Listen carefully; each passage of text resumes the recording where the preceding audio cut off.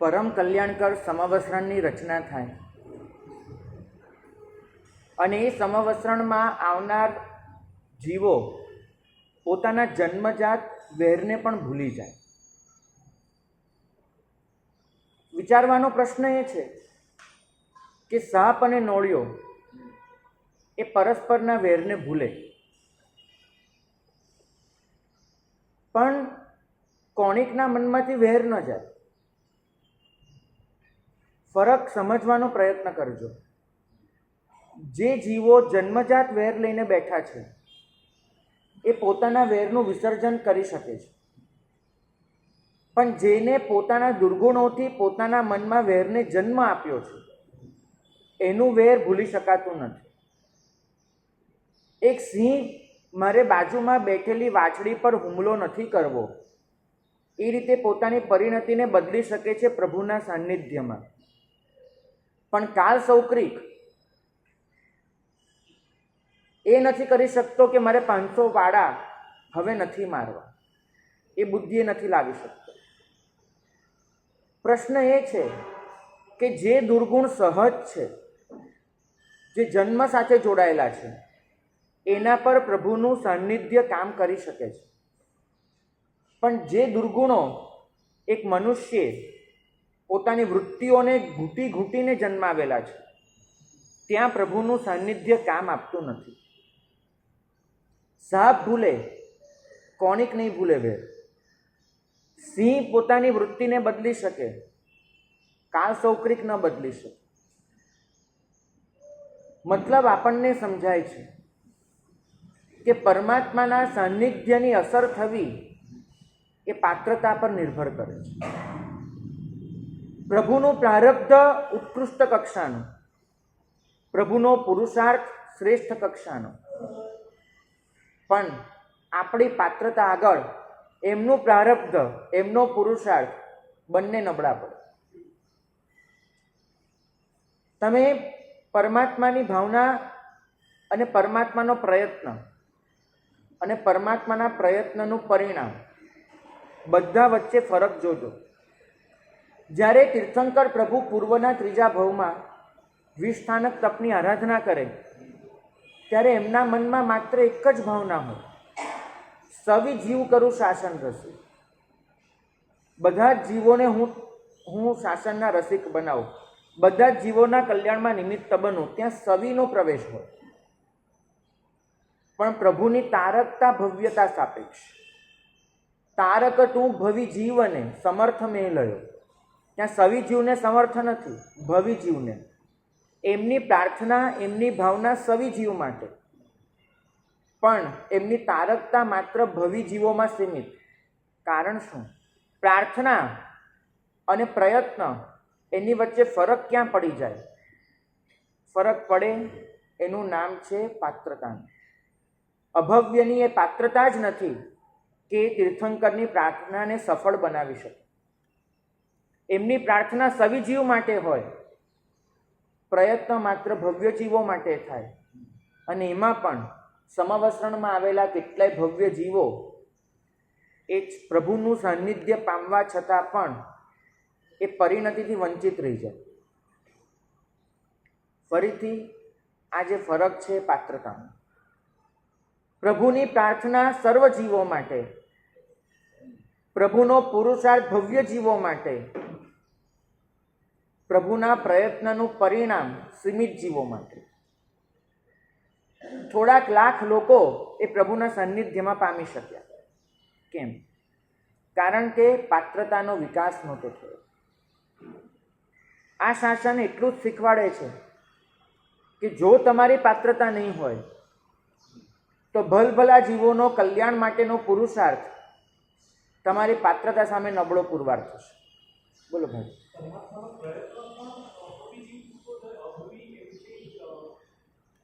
પ્રભુનો કોઈ પણ પ્રયત્ન એ નિષ્ફળ ન બને. પ્રભુની દેશના પણ આપણે જાણીએ છીએ કે નિષ્ફળ નથી હોતી.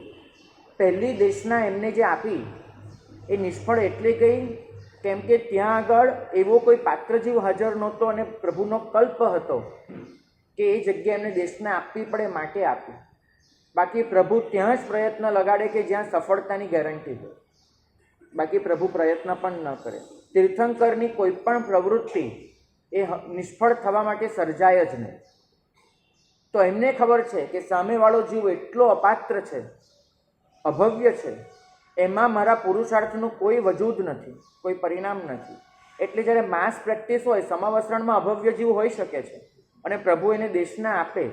મારી વાત છે વ્યક્તિગત સ્તરની. પ્રભુ ગૌતમ સ્વામીને કોઈ અભવ્ય જીવ માટે ન મોકલે. પ્રભુ પોતાના કોઈ શિષ્યને એમ ન કહે કે અભવ્ય જીવને તારો. એમ જ કહે કે ભવ્યત્વને ઓળખજો, પાત્રતા જોજો, પછી એ માટે પ્રયત્ન કરજો. સામૂહિક પ્રયત્ન બધા માટે હોઈ શકે છે, પણ પરમાત્મા જે નિશ્ચિત પ્રયત્ન કરે છે એ પાત્રતાને જોઈને કરે છે.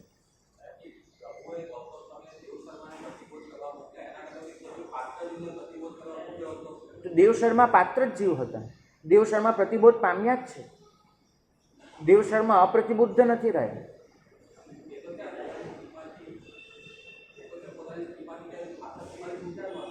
દેવ શર્મા શ્રાવક ધર્મ અંગીકાર કર્યો છે. દરેક જીવ એ શ્રમણ ધર્મ જ અંગીકાર કરે એવું નથી હોતું. ગૌતમ સ્વામીએ કેટલાય જીવોને શ્રાવક ધર્મ જ પમાડ્યો છે.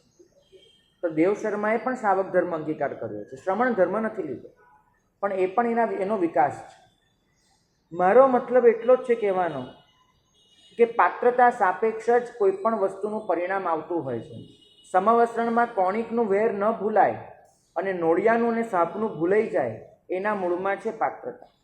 જો આપણે આપણી પરિણતિ પર કાર્ય કરવા નથી માંગતા, જો આપણે આપણા દુર્ગુણોથી જે વૃત્તિ ઘડાય છે એને દૂર કરવા નથી માંગતા, તો પ્રભુ હોય, કોઈ પરમ પુરુષ હોય કે કોઈ મહાપુરુષ હોય, દરેકનું સાન્નિધ્ય આપણા માટે નિષ્ફળ જવાનું છે. ગોશાળામાં પ્રભુએ કોઈ ચોક્કસ પ્રયત્ન નથી કર્યો. જે પ્રયત્ન થયો એ 7 દિવસ પહેલાં થયો, જ્યારે ગોશાળાએ તેજોલેસ્યા મૂકી અને પ્રભુએ એ વખતે એ ગોશાલકને સમ્યક્ત્વ પમાડવાનો પ્રયત્ન કર્યો છે, જેમાં પ્રભુ સફળ રહ્યા છે. ગોશાલક જ્યારે અહીંથી નીકળ્યો છે ત્યારે સમ્યક્ત્વ પામીને નીકળ્યા છે. હા, એને જે ભયંકર પાપ કરેલું હતું એનું પરિણામ એને જબરજસ્ત ભોગવવાનું છે. એને 7 નરકમાં 2 વખત જવાનું ને એ પછી કેટલીય પીડાઓ સહન કરવાની છે. પરંતુ પ્રભુએ એને સફળ પ્રયત્ન કરી અને સમ્યક્ત્વ તો પમાડી જ દીધું છે. ભાગ્યશાળીનો પ્રશ્ન છે, પ્રભુ પ્રયત્ન કરે ખરા? આમાં 2 દૃષ્ટિકોણ છે. સૂર્ય ઉગે છે, આપણે એમ કહીશું કે સૂર્યપ્રકાશ પાથરે છે. વાસ્તવમાં સૂર્યનું ઉગવું અને સૂર્યનો પ્રકાશ પાથરવો 2 જુદી ઘટના નથી. સૂર્ય માટે જે સહજતા છે, આપણા માટે કલ્યાણની કામના છે. ફરક સમજો. સૂર્ય ઉગે, આપોઆપ પ્રકાશ પથરાય છે, પરંતુ સૂર્યને બુદ્ધિ હોતી નથી મારે પ્રકાશ પાથરવો છે. પ્રભુ એમનામાં કર્તૃત્વ ભાવ બચ્યો નથી, પણ પાત્ર અપાત્ર વિવેક ચોક્કસ હોય. મહાપુરુષોની કરુણા એ વિવેક વગર ઢોળાતી નથી. એમનામાં કર્તૃત્વ ભાવ નથી, કેમ કે કર્તૃત્વ ભાવ હોત તો અહમ હોત કે હું કોઈનું કલ્યાણ કરું છું. એમનામાં અહમ ભાવ નથી, હું કોઈનું કલ્યાણ કરું. એમના માટે એક સહજ ઘટના છે, પણ આ સહજ ઘટના પણ પાત્રતા સાપેક્ષ જ કામ કરી શકે છે, એ મારે સમજાવવું છે. પ્રભુ વર્ષે સમવસ્ત્રણમાં બધા માટે, પણ પામી શકે કોઈક જ. વાસ્તવિક રીતે થાય છે શું કે એક મનુષ્ય ક્યારે પણ એ નથી ભૂલી શકતો, સમજી શકતો કે સુખ અને હિત વચ્ચે ફરક ક્યાં છે. એ સુખને પોતાનું હિત સમજે છે. આ ભવ અને વર્તમાન કાળ એનો વિચાર એ સુખની કામના છે, અને 3 કાળની વિચારના એ હિતની કામના છે. પ્રભુએ સમવસ્ત્રણમાં હંમેશા ફરમાવ્યું કે હિતકાંક્ષી બનજો, હિતની કામના કરનારા થજો, સુખની કામના નહીં કરતા. પણ મનુષ્ય સતત સુખની જ કામના કરતો રહ્યો અને પોતાનું હિત નથી જોયું. આ અર્થમાં આપણે બધા જ આદિમાનવના વંશજ છીએ. એક આદિમાનવ, એનામાં આટલું જ હતું કે માત્ર પોતાનું વિચારી લેવું અને વર્તમાન કાળનું જોઈ લેવું. એને ક્યારે એ વિચાર નહોતો આવતો કે કાલે શું થશે, એને વિચાર નહોતો આવતો કે બીજાનું શું થશે. આપણે બધા જ જો ચાર્લ્સ ડાર્વિનની થિયરી પ્રમાણે જોઈએ તો આદિ માનવના વંશજો છીએ. બીજું કંઈ બદલાયું હોય એ શક્ય છે. જીન્સ આના રહી ગયા છે. પોતાનો વિચાર કરવો અને ખાલી વર્તમાન કાળનો કરવો. માણસ જો બીજાનો વિચાર કરે તે સ્વાર્થની સીમાનું ઉલ્લંઘન થશે, અને માણસ જો 3 કાળનો વિચાર કરે તેને સુખને છોડીને હિતની કામના કરી એમ કહેવાશે. આપણામાં એ જીન્સ એટલા પ્રબળ છે. મારે તમને તમારી દયા અને પ્રભુની કરુણા બંને વચ્ચેનો ફરક સમજાવવો છે. તમે જે થોડીક પણ દયા કરો છો એ બીજાના સુખ માટે હોય છે. તમે કોઈનું દુઃખ જોઈ નથી શકતા અને માટે એને કંઈક આપવા જાઓ છો, એને દુઃખમાંથી ઉગારવા જાઓ છો અને તમે એને સુખ આપો છો. આ તમારી દયા છે. દયાનો મતલબ થાય છે વર્તમાનકાલીન સુખની ઈચ્છા. પર માટે હોય તો દયા, સ્વ માટે હોય તો સ્વાર્થ. ફરક આટલો જ છે. સ્વ માટે વર્તમાનકાલીન સુખની ઈચ્છા સ્વાર્થ છે. પર માટે વર્તમાનકાલીન સુખની ઈચ્છા એ દયા છે. પ્રભુ કરુણાના સ્તરે છે. કરુણા 3 કાળનો વિચાર કરશે. કરુણા ભવિષ્યને જોશે. પ્રભુ વર્તમાનકાલીન સુખની ઈચ્છા તો કરશે, એના માટે તો પ્રયત્ન કરશે જ, પણ ત્રૈકાલિક એનું હિત કરવાનો પ્રયત્ન રહેશે. માટે પ્રભુની દયા એ કરુણાના સ્તરે પહોંચશે. બોલો.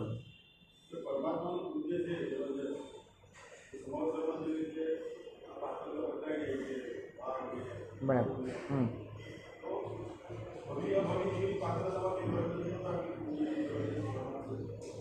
પ્રભુ તમારા પુરુષાર્થને ગતિ આપી શકે છે.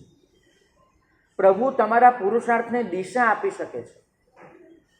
પ્રભુ તમારી પાત્રતાનો વિકાસ થાય એવા નિમિત્તો પૂરા પાડી શકે છે.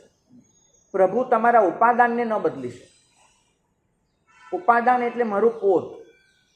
અમારા ગુરુ ભગવાન કહેતા હતા કે કપાસનું રેશમ ના થાય. તમે કપાસને રંગીન બનાવો, કપાસને મુલાયમ બનાવો, કપાસ પર જાત જાતના પ્રયોગો કરો, બધું જ શક્ય છે. કપાસનું રેશમ ન બને. પ્રભુ બધું જ કરી શકે છે. પાત્રતાના વિકાસના નિમિત્ત આપી શકે છે. કોઈનું ઉપાદાન નથી બદલી શકતા. અને પાત્રતા ઉપાદાન સાથે જોડાયેલી બાબત છે. તમારા ઉપાદાનમાં જ એમની કરુણાને ઝીલવાનું લખ્યું નથી તો એ પ્રભુ કશું જ ન કરી શકે. ભવ્ય અભવ્ય નિગોદથી ફિક્સ થાય છે એવું ન કહેવાય. એ અનાદિકાળથી ફિક્સ જ છે. એ જીવ નિગોદમાં હોય કે બીજે હોય. અને એટલું જ નહીં, આપણે બધા ભવ્ય છીએ સ્વીકાર્યા પછીની વાત કરું કે અભવ્યને તો બાજુમાં મૂકો. તમામ ભવ્ય જીવો પણ પ્રભુની કરુણાનો યથાવત લાભ ઉઠાવી શકતા નથી. ભાગ્યશાળી અનેક વખત આપણને આ બધા જ સંયોગો મળ્યા છે. અનેક વખત શાસ્ત્રો ફરમાવે છે કે અનેક વખત તમને માત્ર ઓઘા નથી મળ્યા, અનેક વખત સમવસ્ત્રણમાં દેશના સાંભળવાનું સૌભાગ્ય પણ મળ્યું છે. આપણે પ્રભુના સાનિધ્યમાં અનંત વખત બેઠા પણ છીએ. તકલીફ એટલી છે કે પાત્રતાનો વિકાસ ન કરી શક્યા. એ નિમિત્ત આટલું પ્રબળ મળ્યું છતાંય ઉપાદાનને બદલી ન શક્યા. નિમિત્તોને લાચાર બનાવી દેવા એ આપણી સૌથી મોટી કમનસીબી છે.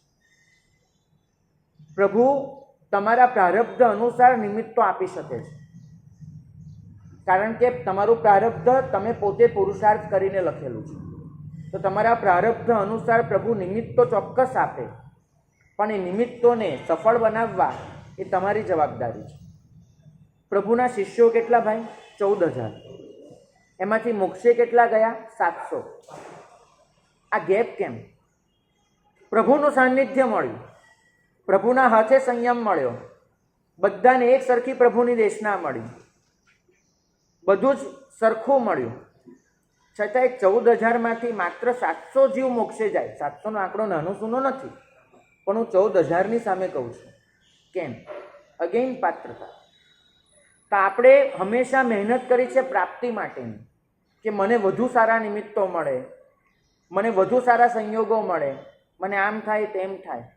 પણ પ્રાપ્તિ થયા પછી પણ પાત્રતાનો વિકાસ ક્યારે થશે એના પર ધ્યાન નથી આપતું. આપણે પ્રવૃત્તિ પર ધ્યાન ચોક્કસ આપીએ છીએ, પરિણતિ પર નથી આપતા. પ્રાપ્તિ પર ધ્યાન આપીએ છીએ, પાત્રતા પર નથી આપતા. તમે જુઓ, તમારા મનમાં ગઈકાલે 14 હતી તો તમે બધો જ વિચાર તેરસે આવો જ કરશો. હું પૌષધ કરીશ, હું પ્રતિક્રમણ કરીશ, હું પૌષધ લઈશ, હું પચકાણ કરીશ, હું પૂજા કરીશ, બધો વિચાર તમે પ્રવૃત્તિનો કર્યો. કોઈ જીવ તેરસ એવો વિચાર કરવા નહીં બેસે કે ચોમાસી 14 મારા જીવનમાં આવી રહી છે, આવું મહાપર્વ આવી રહ્યું છે, આવતીકાલે હું મારી પરિણતિમાં કયો બદલાવ લાવીશ. એ વિચાર બહુ મંદ પડી રહ્યો છે. તો આપણું ધ્યાન પ્રવૃત્તિ પર એટલું અટવાઈ ગયું છે કે પરિણતિ પર ધ્યાન નથી જતું, પ્રાપ્તિ પર એટલું જાય છે. સમીરભાઈ જ્યારે પણ આવે ત્યારે એમની એક ચિંતા હોય કે અમારે ત્યાં વધુને વધુ સારા ચોમાસા કરાવવા છે. પ્રાપ્તિ, અમારા સંઘને સારા સાધુની પ્રાપ્તિ થવી જોઈએ. ફરીથી પ્રશ્ન, પ્રાપ્તિ પછી પાત્રતાનું શું? ઉત્તરોત્તર વધુને વધુ સારા ચોમાસા થવાના જ છે. શ્રી સંઘના પુણ્યે અનંત ઉપકારી મહાત્માઓ અહીંયા પધારવાના જ છે. પણ એનાથી જો જાતને ન બદલી શક્યા તો પ્રાપ્તિ નિષ્ફળ જશે. અનુમોદના અને કરુણા. આપણને કરુણા કદાચ ફાવે છે, અનુમોદના નથી ફાવતી. મારે ગઈકાલે વાંચના ચાલતી તેમાં આ મુદ્દો જ આવ્યો હતો. કરુણા કરવી આપણને કેમ ગમે છે, અનુમોદના કેમ ઓછી થાય છે? ફરક સમજજો. કરુણા એટલે ગમે છે કેમ કે કરુણામાં સૂક્ષ્મ રીતે તમારો અહંભાવ પોષાય છે.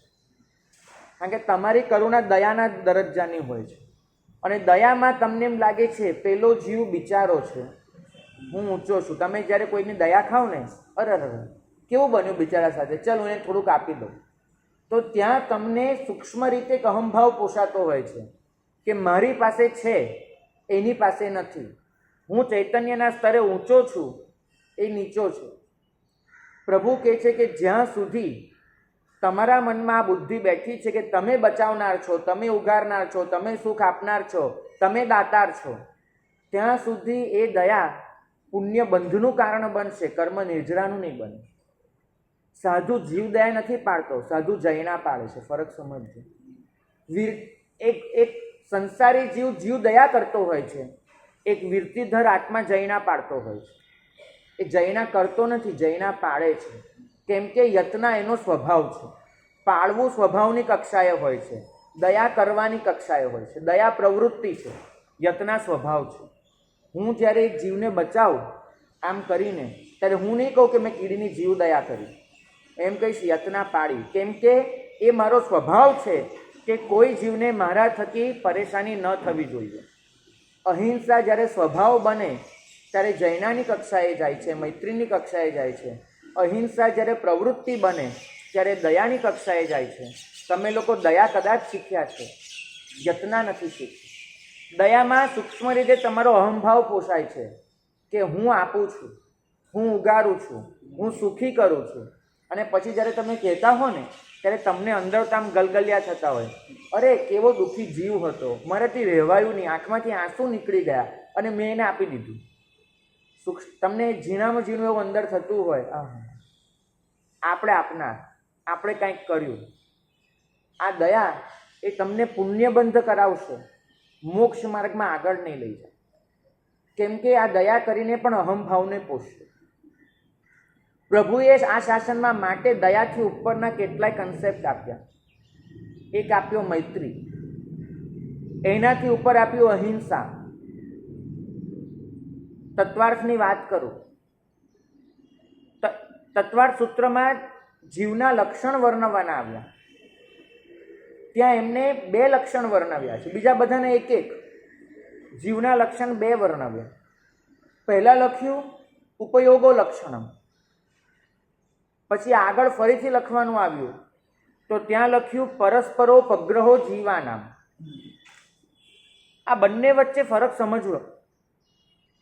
જીવનો ઉપયોગ એટલે કે જાગૃતિ લક્ષણ છે કે પરસ્પરનો ઉપગ્રહ એ લક્ષણ છે? શબ્દોને પકડવાનો પ્રયત્ન કરજો. પરસ્પરની દયા એને લક્ષણ નથી કીધું, પરસ્પરની કરુણા, પરસ્પર કરુણા જીવાનામ નથી કીધું, પરસ્પર અનુગ્રહ જીવાનામ નથી કીધું, પરસ્પર ઉપગ્રહ જીવાનામ કીધું છે. અનુગ્રહ એટલે કોઈને ઉગારવા, કરુણા કોઈના કલ્યાણની કામના કરવી, નિમિત્ત બનવું. પ્રભુ કલ્પના કરે છે, પ્રભુ જે આપણી આગળ એક વિભાવના રજૂ કરે છે ઉપગ્રહની. ઉપગ્રહનો મતલબ છે સહકાર. આ સૃષ્ટિમાં સર્વ આત્માઓ જ છે. તમે કર્મજન્ય પરિસ્થિતિને લીધે થોડીક સારી સ્થિતિમાં છો, બીજો જીવ એ બાબતમાં નબળો છે, તમે એને આપો છો, આ સહકાર છે. દયામાં હેલ્પ હોય છે, સહકારમાં સપોર્ટ હોય છે. પ્રભુ કહે છે એક જીવ બીજા જીવને હેલ્પ નથી કરતો, મદદ નથી કરતો, સહકાર આપે છે. તમે હાથ પકડો અને હાથ પકડીને આગળ લઈ જાઓ, કારણ કે તમે પણ કોઈના સહકારથી જ જીવી રહ્યા છો. દયા તો કરી શકો કે તમે આ સૃષ્ટિમાં સર્વશ્રેષ્ઠ હો, એવું નથી. અહીં તો તમારું જીવન પણ, જે પાણી વગર તમે ચલાવી જ નથી શકવાના, જીવી જ નથી શકવાના, અસંખ્ય જીવોએ પોતાનું બલિદાન આપ્યું પાણીના એક ઘૂંટડામાં, ત્યારે તમે જીવી શક્યા છો. એ અસંખ્ય જીવો કાલે અપકાઈને એવું કહેવા જાય કે આ બિચારો, આ હેમલ અમારા લીધે જીવે છે, અમે એને દયા કરીને પાણી આપ્યું, અમે કર્યું. તમે કોઈને વધુમાં વધુ થોડુંક આપી શકો છો, એને તો પોતાનું બલિદાન આપીને તમને જીવાડી દીધા છે. પ્રભુ કહે છે કે આ સૃષ્ટિમાં જીવન હોવાનો મતલબ જ છે કે તમે કોઈકના સહકારથી જ જીવી રહ્યા છો. દયા કોની કરશો? દયા કરવી હોય તો પહેલાં પોતાની જાત પર કેટલા લોકો કરી રહ્યા છે એને તો ઓળખવા જજો. અપકાઈના જીવોએ તમારા પર દયા કરી છે ત્યારે તમે જીવી રહ્યા છો. તેવુકાઈના જીવોએ દયા કરી છે ત્યારે તમે રાંધોલી રસોઈ વાપરી રહ્યા છો. વનસ્પતિકાઈના જીવોએ તમારા પર દયા કરી છે ત્યારે તમે પેટ ભરી શકો છો. આ સૃષ્ટિનો દરેક જીવ બીજાને સહકાર આપે છે ત્યારે જ જીવન છે. આધ્યાત્મિકતાના સ્તરે જ્યારે તમે પોતાની જાતને એકલા અનુભવ કરો, માત્ર શુદ્ધ આત્મદ્રવ્યનો, ત્યારે લક્ષણ લાગુ પડે છે ઉપયોગો લક્ષણો. ત્યાં માત્ર જાગૃતિ એ લક્ષણ બની જાય છે. કારણ કે આધ્યાત્મિકતાના સ્તરે માત્ર સ્વમાં સ્થિર થવાનું હોય છે, અને સ્વમાં સ્થિર થવા માટે જરૂરી છે માત્ર ને માત્ર જાગૃતિ. જાગૃતિને ભગવાન ઉપયોગ તરીકે વર્ણવે છે, માટે લખ્યું ઉપયોગો લક્ષણમ. પણ જ્યાં જીવનની વાત આવે છે ત્યાં જુઓ, પરસ્પરો પગ્રહો આત્મનામ નથી લખ્યું, પરસ્પરો પગ્રહો જીવાનામ. જીવનનો મતલબ જ થાય છે એક આત્મા સૃષ્ટિ સાથે જે પ્રક્રિયા પાડે એનું નામ જ જીવન છે. આત્મા સ્વમાં સ્થિત હોય આધ્યાત્મિકતા છે, પણ આત્મા જ્યારે આ સૃષ્ટિ સાથે કામ પાડીને પોતાની યાત્રાને ચલાવે એને જીવન કહેવાય છે. અને જીવન પરસ્પરના સહકાર વગર શક્ય જ નથી. કરુણા ઉપગ્રહની કક્ષાએ જવા, એમાં દયાભાવ ન હોવો જોઈએ, એમાં બીજા માટે બિચારાનો ભાવ ન હોવો જોઈએ. માત્ર એટલું જ, એક આત્મા તરીકે હું બીજા આત્માને સહકાર આપી રહ્યો છું, સહયોગ આપી રહ્યો છું. કેમ કે અસંખ્ય આત્માઓએ મને જે સહકાર આપ્યો છે એનું હું ઋણ ચૂકવી રહ્યો છું. આ ગીવ અને ટેકની પ્રક્રિયા છે. તમે આ સૃષ્ટિ પાસેથી અનંત વખત અનંત વસ્તુ લીધેલી છે, માત્ર તમે સહકાર આપી રહ્યા છો.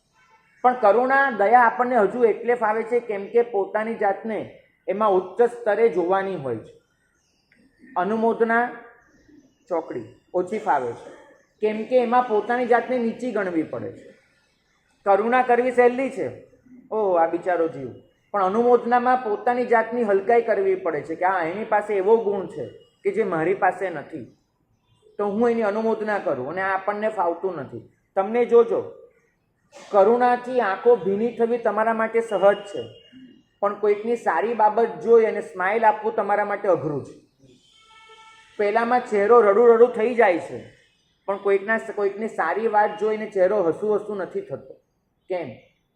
ગઈકાલે જે જીવે તમને દુઃખ આપ્યું હોય એ જીવ આજે દુઃખી હશે તો તમને કરુણા જાગશે, પણ ગઈકાલે જે જીવે તમને દુઃખ આપ્યું હોય એને આજે સારી વાત જોઈને અનુમોદના નહીં જાગે. બરાબર સમજવાનો પ્રયત્ન કરજો. માનો કે ભરતભાઈએ તમારું બગાડેલું છે, અને એ ભરતભાઈ આજે કેન્સરના 3જા સ્ટેજમાં અટવાઈને ભયંકર વેદના ભોગવે છે. હજુ તમારા મનમાં કરુણા જાગે છે. પણ માનો કે એ જ ભરતભાઈ જેને 5 વર્ષ પહેલાં તમને હેરાન કરેલા, આજે ઉપધાન કરીને ઘરે આવે છે માળ પહેરીને, અનુમોદનાનો ભાવ નહીં જાગે. એટલે ખબર છે કેવો માણસ છે. ફરક સમજજો. કરુણામાં પોતાની જાતને ઊંચી જોવાની છે, કરી શકો છો. અનુમોદનામાં પોતાની જાતને નીચે જોવાની છે, નથી કરી શકતા. અનુમોદના કરવા માટે ગઈકાલ ભૂલવી પડે છે. અનુમોદના કરવા માટે ભૂતકાળનું વિસર્જન કરવું પડે છે. અનુમોદના કરવા માટે પોતાની જાતને એના કરતાં સહેજ નીચા સ્તરે મૂકવી પડે છે અને આપણને એ જ નથી ફાવતું. પ્રભુ કહે છે કે કોઈ પણ ગુણ સુધી પહોંચવાનો રસ્તો કરુણા નથી, અનુમોદના છે. કરુણા માત્ર તમને જડ બનતા અટકાવે છે. ગુણ પ્રાપ્તિનો રસ્તો તો અનુમોદનાથી ખુલે છે. તમે અનુમોદના કરો છો ત્યારે ગુણ પ્રાપ્ત કરવા આડે જે અંતરાય કર્મો હોય છે એ અંતરાય કર્મોને તમે તોડતા હો છો. તો ગુણ પ્રાપ્તિ સુધી પહોંચવાનો રસ્તો તો અનુમોદના છે. મને ખબર છે ભાગ્યશાળી કે અનુમોદના કરવી આપણા માટે એટલે સહજ નથી રહી, કેમ કે આપણે ધર્મની બાબતમાં પણ બહુ જ ખોટા માપદંડો પકડીને ચાલીએ છીએ.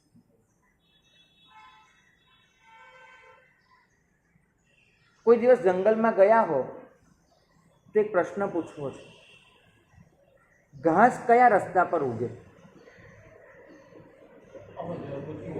અવર જવર ઓછી હોય ત્યાં ઘાસ ઉગે. જ્યાં અવર જવર બહુ વધારે હોય ત્યાં ઘાસ ન ઉગે. તો જ્યાં અવર જવર બહુ વધારે ત્યાં જીવન ન પાંગરે. જ્યાં અવર જવર બહુ વધારે ત્યાં નવું સર્જન ન થાય.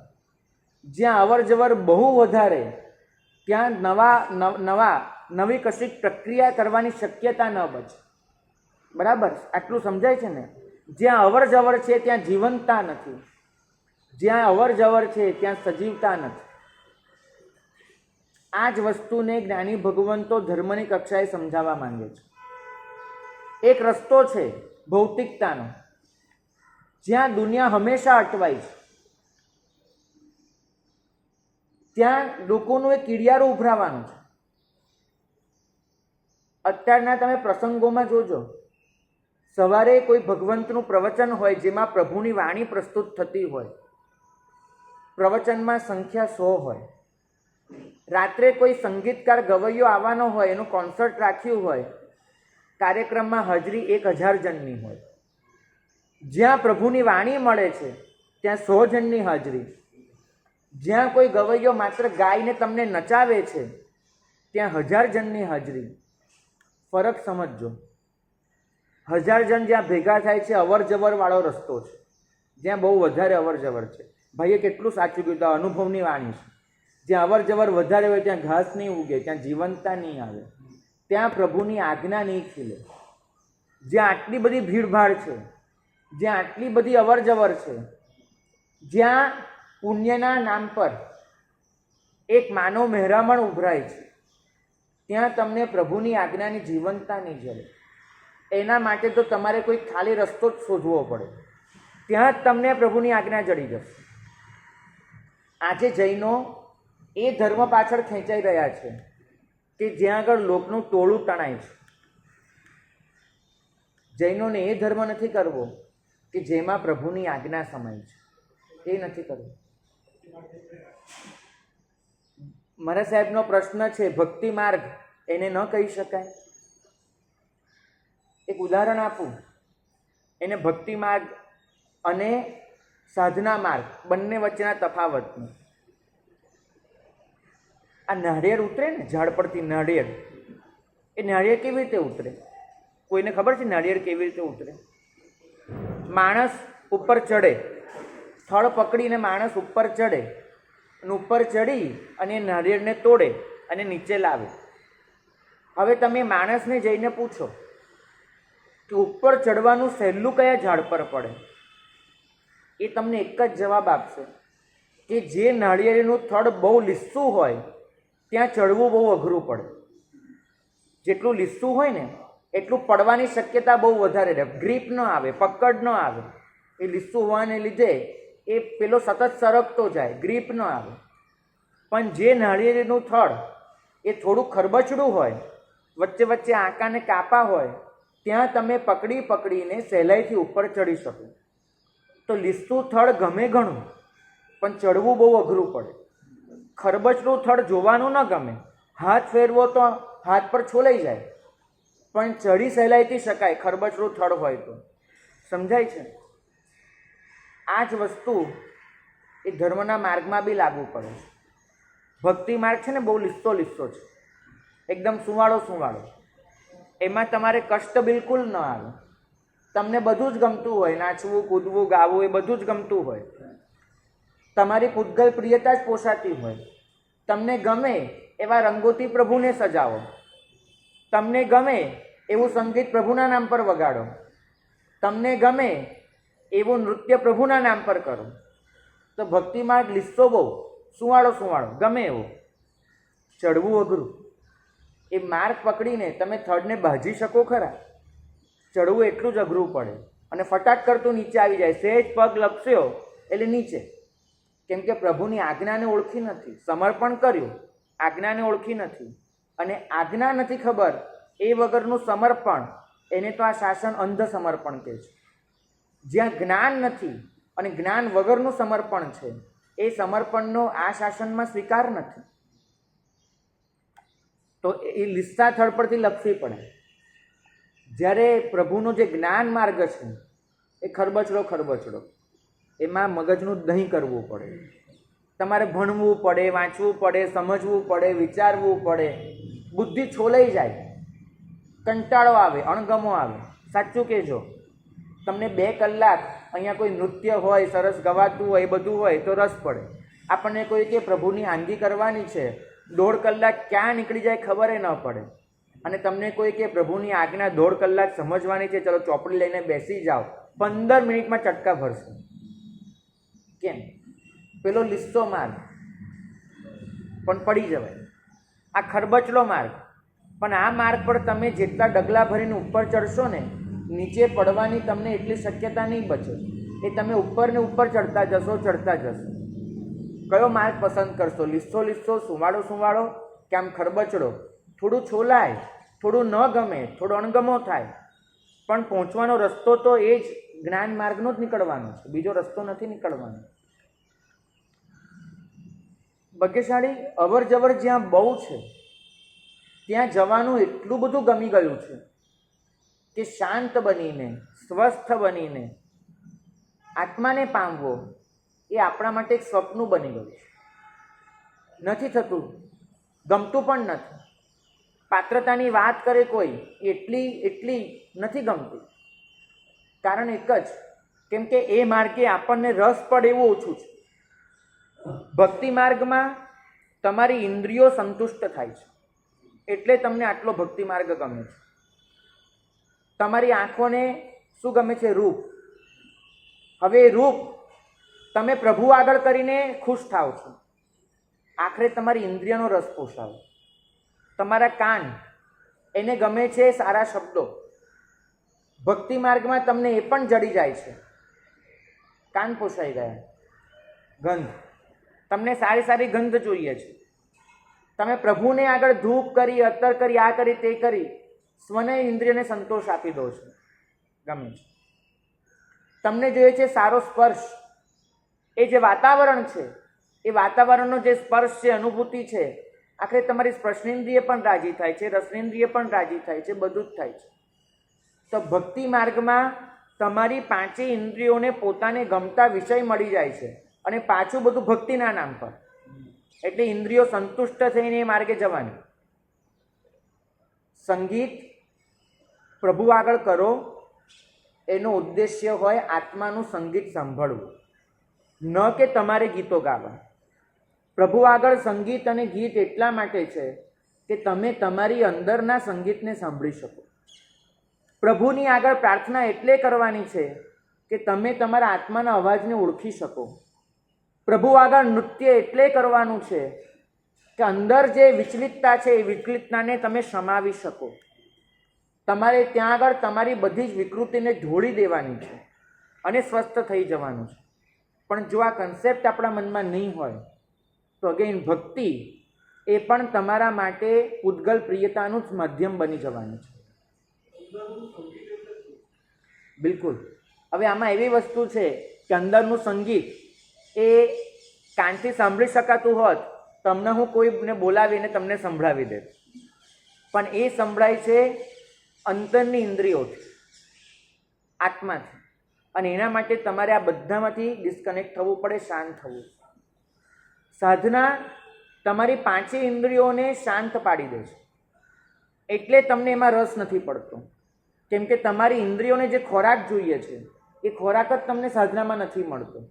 કારણ કે ત્યાં કેવી વાત આવશે?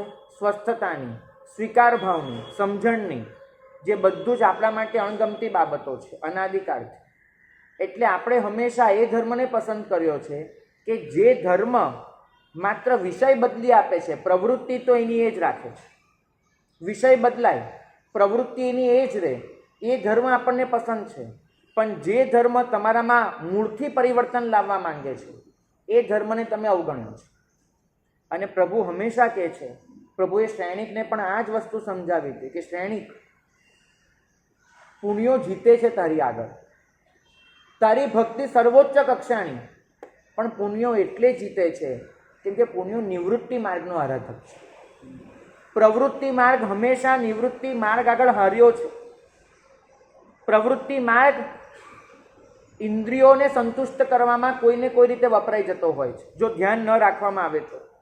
નિવૃત્તિ માર્ગ આ બધાથી છોડાવે છે. નિવૃત્ત માર્ગ એટલે શાંત થવું, સ્વસ્થ થવું, સમજણ કેળવવી. તમે એક ઉદાહરણમાંથી ફરક સમજી શકશો. શ્રેણિકમાં સ્વસ્થતા નથી એનો એક પુરાવો આપું તમને.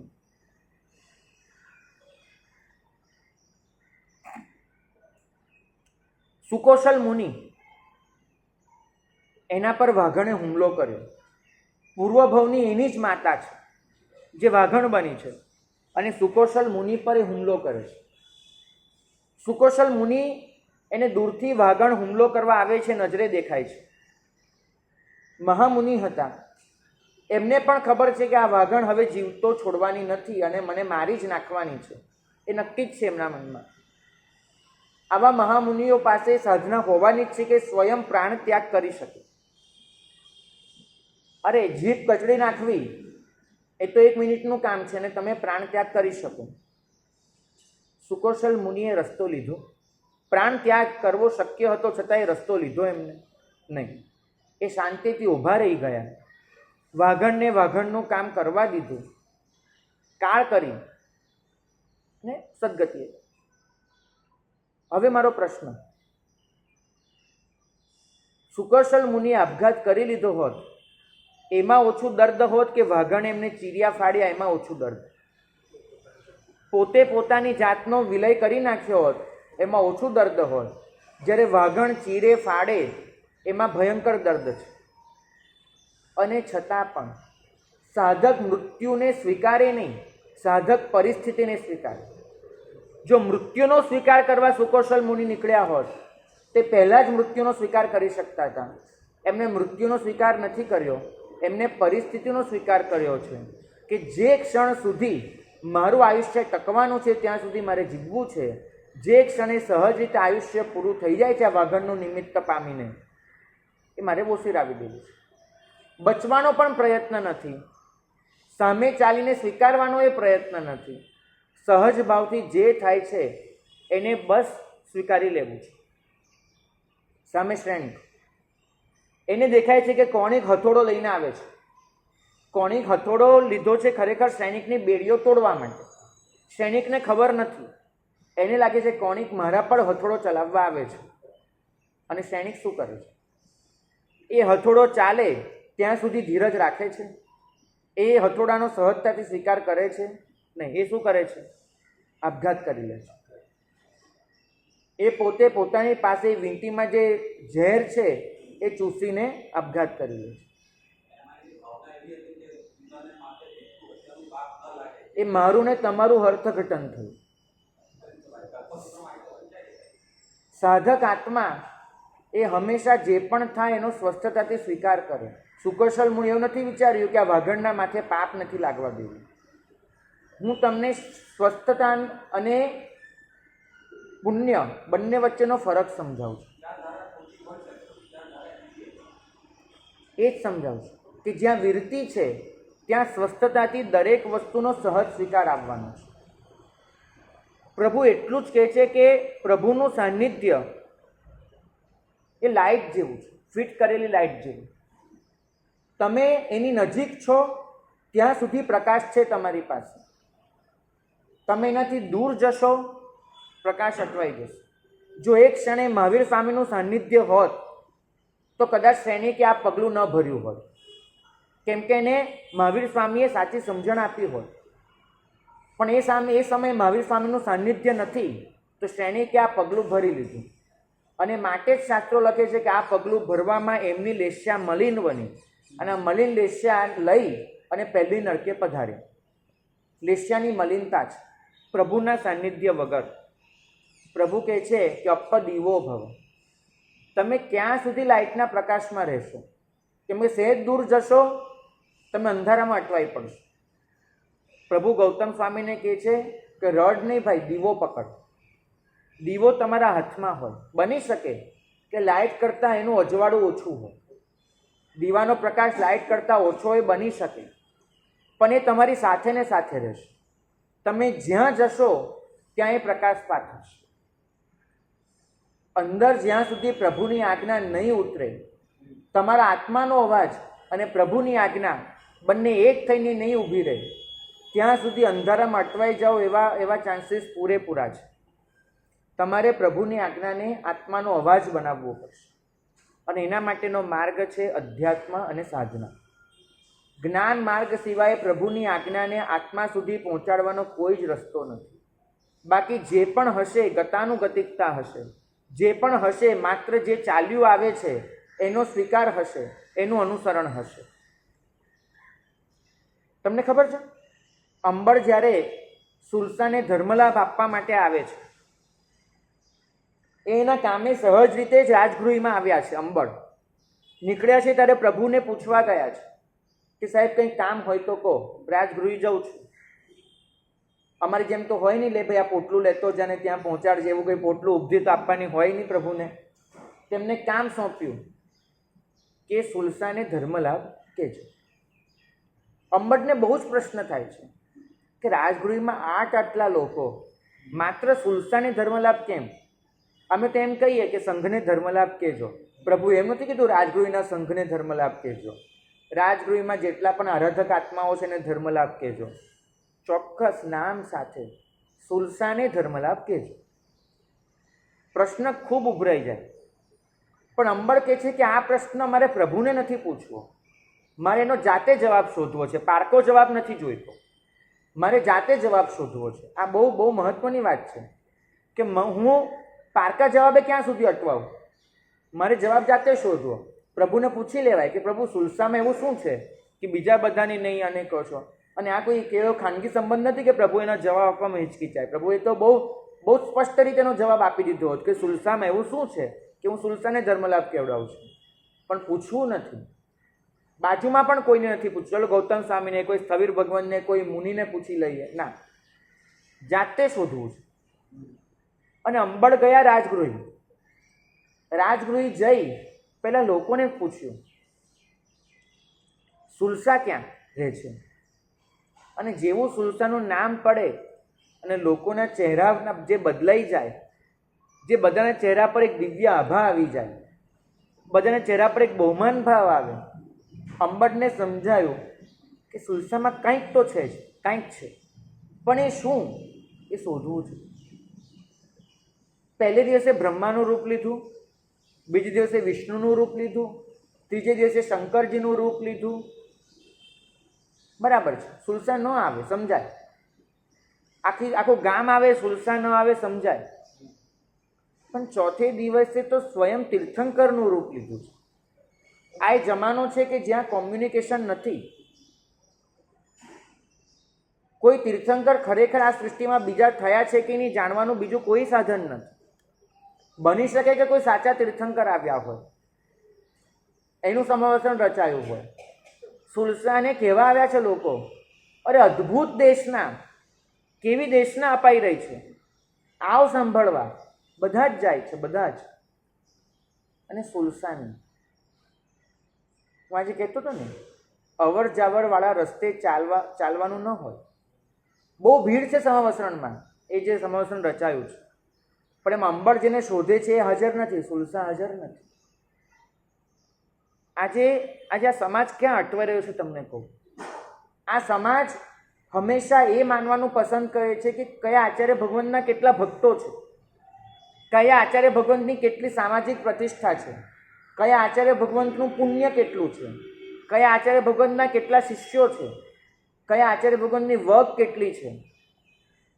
આ સમાજ સત્ય અને ન્યાયની તરફદારી નથી કરી રહ્યો. શ્રી સંઘ હંમેશા એનું માને છે કે જ્યાં આગળ બધા લોકો નમતા હોય છે. એ સત્યની ન્યાયને શોધવાની મહેનત નથી કરતો. સુલસાને એ દિવસે ભરપૂર ગાળો પડી.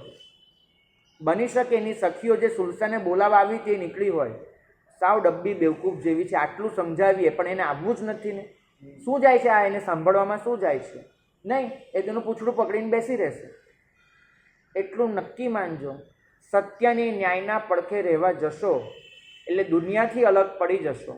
સત્યની ન્યાયનો પક્ષ લેવા જશો, દુનિયા તમને ચોક્કસ ગાળો દેવાની, પણ અવર જવરવાળા રસ્તે ઘાસ ન ઉગે.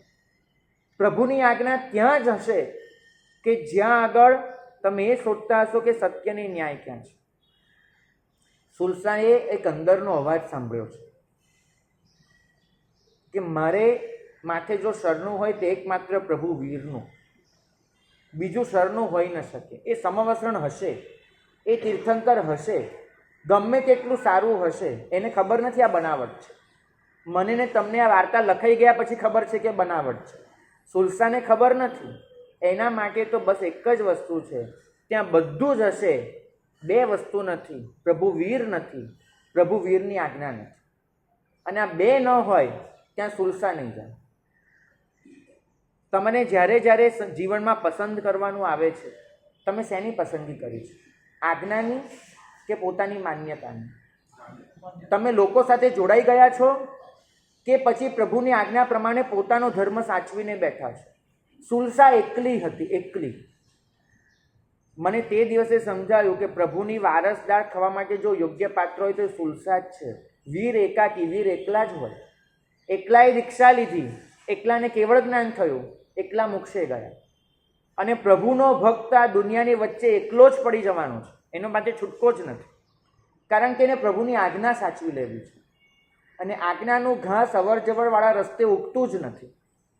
એ ઉગે છે કોઈ ખાલી કેડીએ કે જ્યાં કોઈ ચાલવા તૈયાર નથી. એ ઉગે છે એવી કોઈ કેડીએ કે જ્યાં કોઈ પગ માંડવા તૈયાર નથી. એ ઉગે છે એવી કેડીએ કે જ્યાં લોક સમૂહ એક તરફ જતો હોય ને તમે એકલા હો છો. સુલસા એકલી બનીને પણ ખુશ છે. સુલસા બધાથી જુદી પડીને પણ રાજી છે. એનામાં અહંભાવ નથી કે હું બધાથી જુદી છું. એનામાં આગ્રહ પણ નથી કે હું સત્યને પકડી રાખું છું. એને બધા બોલાવા આવ્યા એમાંથી કોઈનો તિરસ્કાર પણ નથી કર્યો. એને માત્ર એટલું કીધું છે કે મારે આવવાની અનુકૂળતા નથી. એક જ વાત. એને એમ નથી કીધું કે તમે ખોટા છો.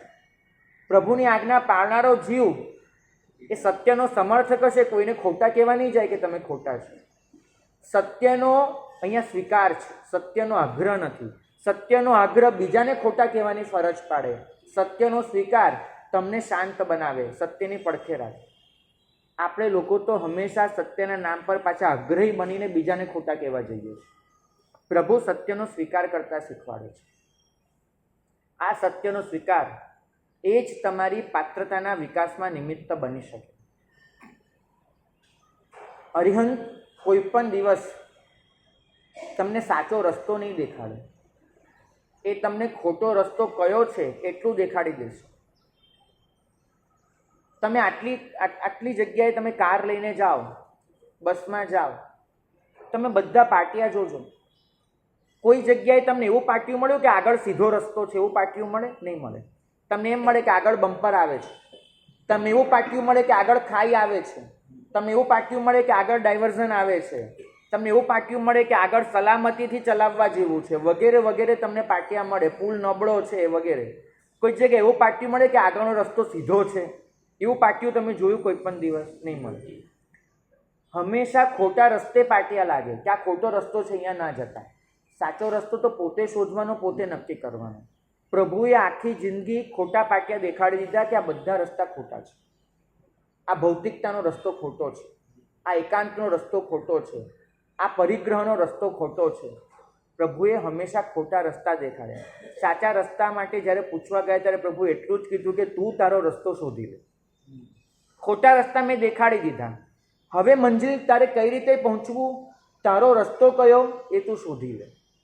પ્રભુ આપણને માર્ગ દેખાડવા નથી બેઠા, પ્રભુ ઉન્માર્ગ કયો છે એ સમજાવવા બેઠા છે. ઉન્માર્ગ આપણને દેખાડી દેશે. બાકી અસંખ્ય યોગો છે આ શાસનના, અસંખ્ય માર્ગો છે. મારે મારો માર્ગ જાતે પકડી લેવાનો છે અને એ માર્ગ પકડીને મારે પોતે જ એના પર પ્રગતિ કરી દેવાની છે. પ્રભુની પ્રાર્થનાને મારી પરિણતિ બનાવવી એ મારા હાથની વાત છે. પ્રભુના પુરુષાર્થને વાસ્તવિક રીતે પરિણામ આપવું એ મારા પુરુષાર્થની વાત છે. પ્રભુએ એક મશાલ ચેતવી હતી, પણ ખાસ કીધું કે મશાલ ભેરવાયેલી હશે તો મશાલની નજીક રહેવાનો પ્રયત્ન ન કરતો, મશાલમાંથી તારો દીવો પેટાવીને આગળ યાત્રાનો પ્રારંભ કરજે. ગૌતમ સ્વામી હતા કે મશાલની ઇર્દ ગિર્દ જ ફર્યા કરતા હતા. આ મારી મશાલ, મારી મશાલ. મશાલને એમને વર્ધમાન એવું નામ આપ્યું હતું, વીર નામ આપ્યું હતું, વીર વીર વીર. મશાલની આજુબાજુ ફર્યા કરતા હતા તો મશાલે જ એમને લાત મારીને દૂર મોકલ્યા. કારણ કે મશાલે ક્યારેક આ કામ કરવું જ પડે છે. મશાલ ઈચ્છતી નથી કે તમે એની પાસે રહો. મશાલ એટલું જ ઈચ્છે છે કે મારામાંથી અગ્નિ લઈને તમારો દીવો પેટાવી લો. કોળિયું તો તમારી પાસે પણ છે, દિવેલ તો તમારી પાસે પણ છે, વાટ તો તમારી પાસે પણ છે. તો શા માટે એ બધું સંતાડી રાખો? શા માટે એને પેટાવો નહીં? શા માટે મશાલની બાજુમાં જ રહો? મશાલનો જન્મ પ્રકાશ આપવા માટે જ નથી થતો, ખાસ યાદ રાખજો. મશાલ પ્રકાશ આપવા માટે નથી જન્મતી, મશાલ દીવા પેટાવવા જન્મે છે. જો મશાલ માત્ર પ્રકાશ આપતી હોત તે બધાને પોતાની આજુબાજુ રાખશે, પણ મશાલ દીવા પેટાવવા જન્મે છે, માટે દરેકનો દીવો ચેતાવી આપે છે. મારે મશાલના પ્રકાશમાંથી મારો દીવો ચેતાવી લેવો, મારી અંદર એ આગ જગાડી લેવી કે હું ક્યાંય પણ જાઉં મારે સાથે પ્રભુનું સાનિધ્ય ભલે ન હોય, પ્રભુની આજ્ઞા ચોક્કસ હોય. પ્રભુનું સાનિધ્ય જો જોવા જશો તો 2550 વર્ષ પહેલાં આપણે ગુમાવી ચૂક્યા છીએ અને આપણા નસીબમાં અફસોસ સિવાય કંઈ ન હોય. પ્રભુની આજ્ઞાને જો સ્વીકારવા જશો તે આજે પણ અખંડપણે બેઠી છે. તમારે પ્રભુનું સાનિધ્ય નથી સ્વીકારવાનું, પ્રભુની આજ્ઞા સ્વીકારવાની છે. મશાલને નથી પકડવાની, દીવોને ચેતવવાનો છે. તો આપણે સૌ દીવાને ચેતવવાની દિશામાં આગળ વધીએ જ મંગલ કામના.